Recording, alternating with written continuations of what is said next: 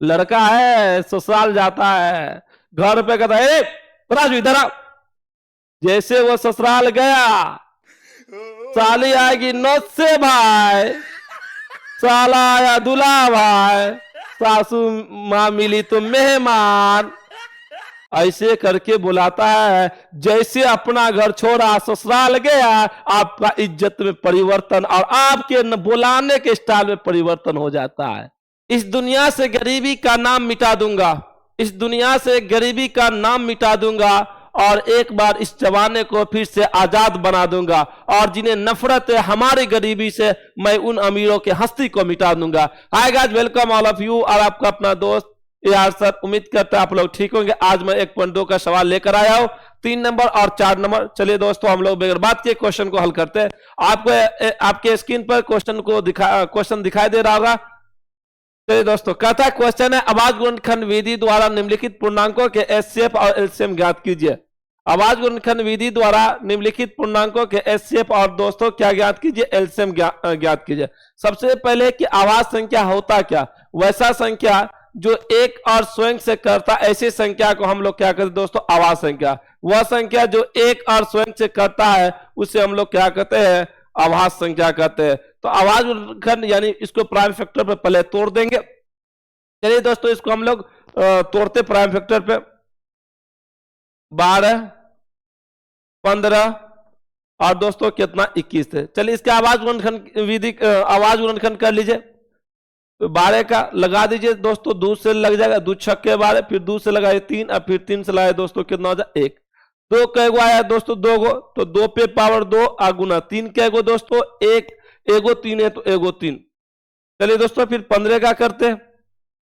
चलिए दोस्तों, 15 का फैक्टर करते हैं। 15 का करते दोस्तों, 3 से लगाए 3 पंचे 15, 5 से लगाए दोस्तों कितना, 1 हो गया, यानी कि 3 अगुना दोस्तों कितना हो गया, 5 हो गया। 21 का जब फैक्टर कीजिएगा तो 3 अगुना क्या होगा दोस्तों, 7 होगा। यहां हमको एचसीएफ भी ज्ञात करना है और एलसीएम भी ज्ञात करना है। हमने एचसीएफ और एलसीएम ज्ञात करने के लिए आपको एक आसान तरीका बता दिया था। एचसीएफ का मतलब होता है छोटी घात वाली कॉमन संख्याओं का गुणनफल। एचसीएफ का मतलब होता है दोस्तों, एचसीएफ का मतलब होता है छोटी घात वाली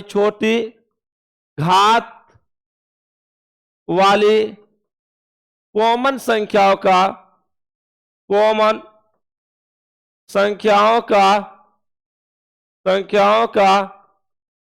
गुणनफल। क्या होगा दोस्तों, छोटी घात वाली कॉमन संख्याओं का गुणनफल। तो छोटी घात 12, 15 और 21 क्या दोस्तों निकाले, एचसीएफ निकाले, एचसीएफ 12, 15, 21 का। तो छोटी घात वाली, इसमें देखिए कॉमन संख्या सबसे पहले कौन, कॉमन का मतलब होता है यहां 3 गो संख्या था, तो तीनों में कौन ऐसा संख्या जो तीनों में आया है। तो 2 तो बाबू सब में नहीं आया है, 5 सब में नहीं है, 7 सब में, लेकिन 3 एक ऐसा संख्या है जो यहां भी है, यहां भी और यहां पे।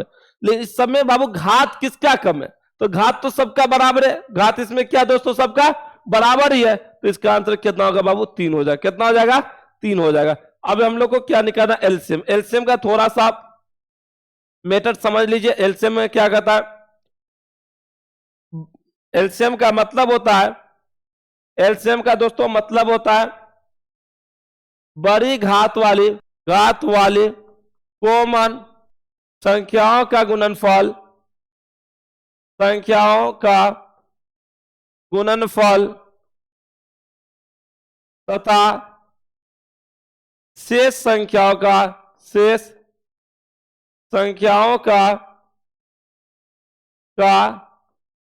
गुणनफल, शेष संख्याओं का गुणनफल।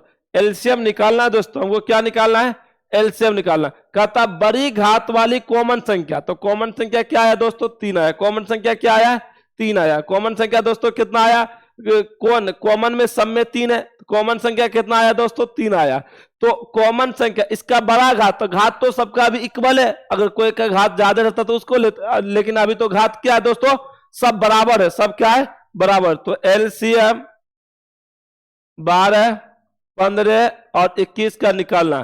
तो पहले कॉमन वाली संख्या देखिए, कॉमन सब इक्वल है, सबका घात इक्वल है, 3 गुना शेष संख्याओं का गुणनफल, शेष संख्या 2 का स्क्वायर करेंगे कितना होगा दोस्तों 4 हो जाएगा, और क्या बचा 5 बच गया, और दोस्तों क्या बच गया 7 बच गया। गुना कर दीजिए 4 तिया 12 आप 5 7 8 7 कितना हो गया 420। आपका क्या होगा दोस्तों, यही एलसीएम आपका हो गया कि एचसीएफ का मतलब होता है छोटी घात वाली कॉमन संख्याओं का गुणनफल, और एलसीएम का मतलब होता है बड़ी घात वाली कॉमन संख्याओं का गुणनफल, और शेष बचे संख्याओं का गुणनफल क्या कहलाता है आपका, एलसीएम कहलाता। क्या कहलाता है दोस्तों, एलसीएम कहलाता है। चलिए दोस्तों अब 2 नंबर के सवाल हम लोग लेते हैं। 17, 22 और 29 का निकालना है जी दोस्तों। 17 का फैक्टर करेंगे तो 1 गुना 17, 22 का 1 गुना 23, 29 को लिख सकते दोस्तों 1 गुना 29। यानी एचसीएफ का मतलब था वो बड़ी सी बड़ी संख्या जो दी गई संख्या को काट सके। एक ऐसा संख्या है जो सब संख्या को काट देता है, इसीलिए 1 करके हम लिखे, क्योंकि 17 तो आवाज संख्या, इसका कोई फैक्टर होगा नहीं, तो 1 गुना 17। फिर लिख दे 23, 1 गुना था, 1 तो सब में छिपा होता ना दोस्तों। इसका एलसीएम निकाल, एचसीएफ निकाले, एचसीएफ कितना 17, 23 और दोस्तों कितना 29। इसका एचसीएफ सब में 1 है तो 1, एलसीएम में दोस्तों सबको क्या कर दीजिए गुना कर दीजिए, 17, 23, 29 गुना कर दीजिए, 17 गुना 23 गुना दोस्तों कितना हो जाएगा 29 हो जाएगा। चलिए दोस्तों इसको गुना कर लेते हैं। 17 को 23 से गुना कर दीजिए, 7 या 21 1 हासिल 2, 3 1 आए 3 अदू कितना होगा 5, 7 दूनी 14 के 4 हासिल 1 2 1 आए 2 1 कितना होगा 3, 1 5 4 9 3, 300 दोस्तों कितना हो गया 91 हो गया। साथ है दोस्तों। अब फिर इसको हम लोग कितना से 29 से गुना करें, 9 1 आए 9, 9 9 81 1 हासिल 8, 9 या 27 27 8 35, 27 8 27 8 कितना होगा दोस्तों 35, 2 1 आए 2, 9 2 18, 2 3 6 कितना होगा 7, 9 2 1 3 8 5 13 3, 7 3 10 1 कितना होगा दोस्तों 11, यानी कि 11,000 दोस्तों 339 आपका ये आंसर हो गया एलसीएम। ठीक, चलिए दोस्तों एक सवाल आपके लिए एचडब्ल्यू में आपने उसको बना करके फिर मेरा व्हाट्सएप नंबर ये इस पे आप सेंड कर सकते हैं। बनाने के बाद 8877828691 इस पे आप व्हाट्सएप कर सकते हैं। बना सवाल हल करने के बाद इसका रिप्लाई मिल जाएगा आपको, आप मैसेज करते ही आधे घंटे के बाद। चलिए दोस्तों आगे हम सवाल लेते हैं। सवाल है 4 नंबर में, एचसीएफ 306 और 657 का 9 डाला हुआ है। एचसीएफ 306 और 657 का दोस्तों कितना डाला हुआ 9 डाला हुआ, और यही संख्या 306 और 657 का हमको एलसीएम ज्ञात करना। तब बाबू कल हम पढ़ाए थे आप लोगों को इससे पिछले वीडियो में कि 2 संख्याओं का गुणनफल बराबर एचसीएफ गुना एलसीएम होता है। 2 संख्याओं का गुणनफल बराबर एचसीएफ गुना एलसीएम होता है। याद होगा आपने पिछला वीडियो देख लिया, और नहीं देखा तो दोस्तों जाकर देख लीजिए कि 2 संख्याओं का गुणनफल बराबर एचसीएफ गुना एलसीएम होता है। तो इसमें एगो संख्या को आप मान लीजिए ए, तो ए बराबर दोस्तों हो गया 306 और बी बराबर कितना होगा 657। 600 कितना हो जाएगा दोस्तों 57 हो जाएगा। और इसका एचसीएफ कितना डाला हुआ है तो 9 डाला हुआ है। एचसीएफ कितना डाला हुआ है तो 9 डाला हुआ है। कितना डाला हुआ है दोस्तों 9 डाला। एचसीएफ कितना डाला हुआ है तो 9, जिसको 9 कहते हैं 9 डाला हुआ है। तो दोस्तों हमने लिखाए थे 2 संख्याओं का गुणनफल, 2 संख्याओं का गुणनफल बराबर दोस्तों क्या है होता है एचसीएफ और गुना क्या होता है एलसीएम। ठीक दोस्तों, 2 संख्याओं का गुणनफल, तो 2 संख्या क्या, दोनों संख्या को आपस में गुना कर देंगे। 2 संख्याओं के गुणनफल का मतलब कि 2 संख्या को आपस में गुना कर देंगे। 2 संख्या कौन कौन दोस्तों, एगो का नाम क्या ए, तो ए आ गुना बी बराबर हो जाएगा एचसीएफ आ गुना दोस्तों क्या होगा एलसीएम। ठीक, ए का मान 306 तो 306 गुना बी का मान 657 तो बी के ए का मान 306 तो ए के नीचे 306 गुना था गुना, बी का मान 657, तो बी के नीचे 657 बराबर है बराबर एचसीएफ है दोस्तों। एचसीएफ का मान कितना डाला हुआ है, 9 डाला हुआ है। और गुना क्या एलसीएम है, तो एलसीएम रहने दीजिए।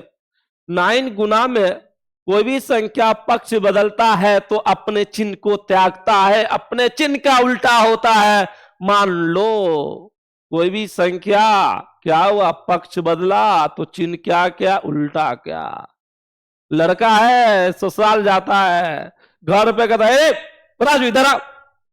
जैसे वो ससुराल गया, साली आएगी नौत से भाई, साला आया दूल्हा भाई, सासू मां मिली तो मेहमान, ऐसे करके बुलाता है। जैसे अपना घर छोड़ा ससुराल गया, आपका इज्जत में परिवर्तन और आपके बुलाने के स्टाइल में परिवर्तन हो जाता है।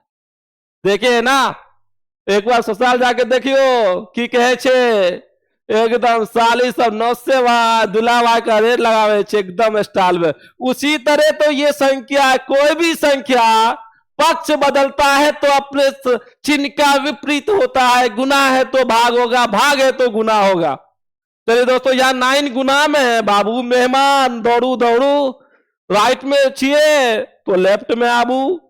चलो 9 गुना में इधर आया, क्या होगा, भाग होगा। 306 गुना 657, अब बट्टे में 9, अब बराबर दोस्तों क्या होगा एलसीएम। काट दीजिए, 3 से कर देगा 9 या 27, बच गया 3, 9 चौके 36, 34 मरते में कट गया। चलिए दोस्तों यहां कर देते हैं, बचा 34 गुना 657 बराबर क्या होगा एलसीएम दोस्तों। 2 4 पंचे 20, 2 22 हासिल 2, 4 चौके 24, 2 26, 3 सत्ती के 1 हासिल 2, 3 पंचे 15, 2 17, 3 6 के 18, 1 कितना हो गया दोस्तों 19, 8 2 1 3, 7 6 13, 9 2 11, 1 12, 1 1 2 22, 338 कितना हो गया दोस्तों 22, 300 कितना हो गया 38 बराबर एलसीएम। इसीलिए एलसीएम बराबर कितना मान हो गया, कितना 22 338, 22 300 दोस्तों कितना आ गया 38 हो गया। छोटा लिखा गया, थोड़ा जूम करके देख लियो। ठीक दोस्तों, समझ में आ गया होगा, कोई दिक्कत नहीं। वही याद रखना है जो हमने जो बताया है ससुराल वाला काम। ऐसा ससुराल चले जाए, ससुराल लड़ाई तड़ा नहीं हो जाओ। ठीक दोस्तों, कहता जांच कीजिए कि क्या किसी प्राकृतिक संख्या n के लिए 6 पे पावर n अंक 0 पर समाप्त हो सकती है। दोस्तों याद रखना, प्राकृतिक संख्या के समूह को, प्राकृतिक संख्या को n से सूचित करते हैं, और 6 पे पावर n का मतलब हो गया n का मान 1 भी हो सकता है, क्योंकि प्राकृतिक संख्या 1 से शुरू होता, 0 नहीं होगा दोस्तों। प्राकृतिक संख्या कितना से शुरू, 1 से। 0 मतलब रखिएगा, भूल भाल मत कीजिएगा, नहीं तो फिर झगड़ा भाग जेते। और 2 3 4 कुछ भी, लेकिन इस पे जो पावर n का मान आएगा उसमें क्या होना चाहिए, उसका मान, उसका जो मान होना चाहिए अंक 0 पर समाप्त होना चाहिए। किस पे समाप्त होना चाहिए, 0 पर समाप्त होना चाहिए। चलिए दोस्तों मान लेते हैं, अब n जो प्राकृतिक संख्या, प्राकृतिक संख्या 1 से स्टार्ट होती है। माना कि n बराबर 1 2 3 4, आपका मन है जितना लेना, इकट्ठा तक तो इकट्ठा तक ले लीजिए।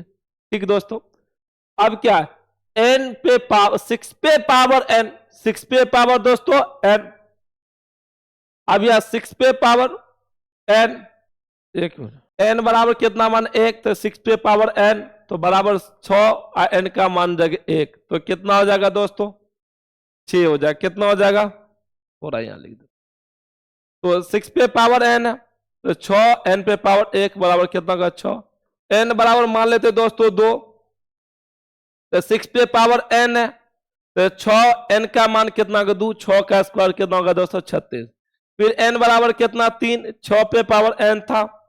ठीक दोस्तों, अब देखिए तो 6 और n का मान कितना होगा 3, 6 का स्क्वायर 36, अच्छा के कितना गया 216 हो गया। देखिए इसका जो अंत है ना, यानी इकाई अंक है ना, 0 पर क्या समाप्त हो रहा है, क्या नहीं हो रहा है। इसका इकाई अंक मतलब अंत, संख्या का अंत जीरो पे समाप्त हो रहा है क्या? जीरो पे समाप्त हुआ क्या? जीरो पे समाप्त हो रहा है? बिल्कुल नहीं हो रहा है दोस्तों, बिल्कुल नहीं हो रहा है। 6 पे ही समाप्त हो रहा है। किस पे समाप्त हो रहा है? 6 पे ही समाप्त हो रहा है। इसीलिए 6 पे पावर n शून्य पर कभी समाप्त, शून्य पर कभी समाप्त, कभी समाप्त नहीं हो सकती है, समाप्त नहीं हो सकती है, नहीं हो सकती है। ठीक है दोस्तों, यहीं तक रहने दीजिए, फिर हम लोग कल मिलते हैं। That all, thank you, best of luck. आप लोग अच्छे से तैयारी कीजिए, आने वाला बिहार बोर्ड के एग्जाम की तैयारी कीजिए और अच्छे से एग्जाम दीजिएगा। 450 से ज्यादा मार्क का अर्जन कीजिएगा, क्योंकि दोस्तों आज के दौर में पढ़ने वाला का ही रिजल्ट मिलता है, नहीं पढ़ने वाला का रिजल्ट नहीं मिलता है। क्योंकि आज जो आप लोग माशरे के अंदर देख रहे होंगे, कितने जो टीचर होते हैं, अब उसको टीचर नहीं कहिए, क्योंकि उसको ठेकेदार कहिए। क्योंकि आज ठेकेदार सब मार्केट में आ गया। ठेकेदार सब ठेका लेकर शुरू नहीं करता काम को, कंस्ट्रक्शन का। उसी तरह आज का एजुकेशन लाइन में ठेकेदार सब नया नया आ गया। पढ़ाता तो बच्चे को कुछ भी नहीं, अरे पढ़ाता है तो पढ़ाओ, अच्छी बात है, लेकिन ठेकेदारी जो ये 450 का, 400 का, 300 का लाते हो, अपना खुद 400 मार्क नहीं लाया मैट्रिक बिहार बोर्ड में, और दूसरे बच्चे का ठेका ले लेता है। ठीक है दोस्तों, फिर मिलते हैं।